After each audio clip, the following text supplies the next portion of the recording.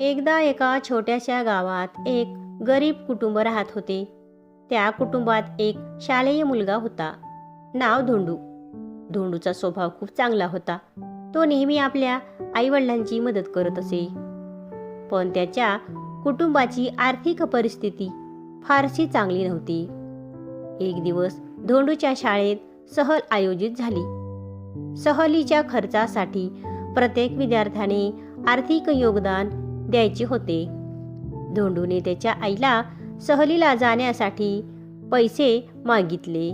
धोंडूच्या आईने त्याला सांगितले की त्यांच्याकडे त्यासाठी पैसे नाहीत. धोंडू हे ऐकून फार निराश झाला. पण त्याच्या मनात एक विचार आला. त्याने काही कामे करून सहलीसाठी पैसे कमवायचे. 2 दिवस धोंडू शाळेत न जाता त्याने रस्त्याच्या कडेला लहान लहान बर्फाचा गोळा तयार करून विकण्याचा निर्णय घेतला. त्याने आपल्या आईलाही तयार करण्यास सहाय्य केले आणि त्याची सर्व सामुग्री एकत्र केली. दिवसभर धोंडूने मेहनत केली आणि त्याने काही पैसे कमावले. दिवसभराच्या कामाने त्याला थकवा आला, पण मनात सहलीबद्दलची कल्पना त्याला प्रोत्साहित करत होती.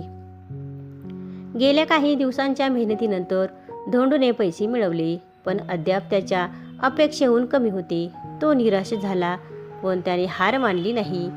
त्याने दुसऱ्या दिवशी थोडी जास्त मेहनत करण्याचे ठरवले. शेवटी सहलीसाठी आवश्यक पैसे तयार झाले. धोंडू शाळेत गेला आणि इतर मित्रांसोबत खुशाल सहलीचा आनंद घेतला. सहलीत त्याला अनेक नवीन गोष्टी शिकायला मिळाल्या आणि त्याने आपल्या मेहनतीचे फळ भोगले. सहलीनंतर धोंडूने आपल्या आईवडिलांना त्याच्या अनुभवाबद्दल सांगितले. त्याने त्याच्या कष्टाचे महत्त्व समजून घेतले आणि त्याच्याकडे कृतज्ञता व्यक्त केली.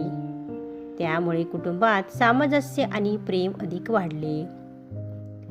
कथेतील बोध: मेहनत आणि धाडस असलेल्यांना यश मिळवणे शक्य आहे आणि कुटुंबाचे प्रेम आणि समर्पण असणे महत्त्वाचे आहे. तर मित्रांनो, कशी वाटली गोष्ट ते कमेंटमध्ये नक्की सांगा आणि चॅनलला नक्की सबस्क्राईब करा.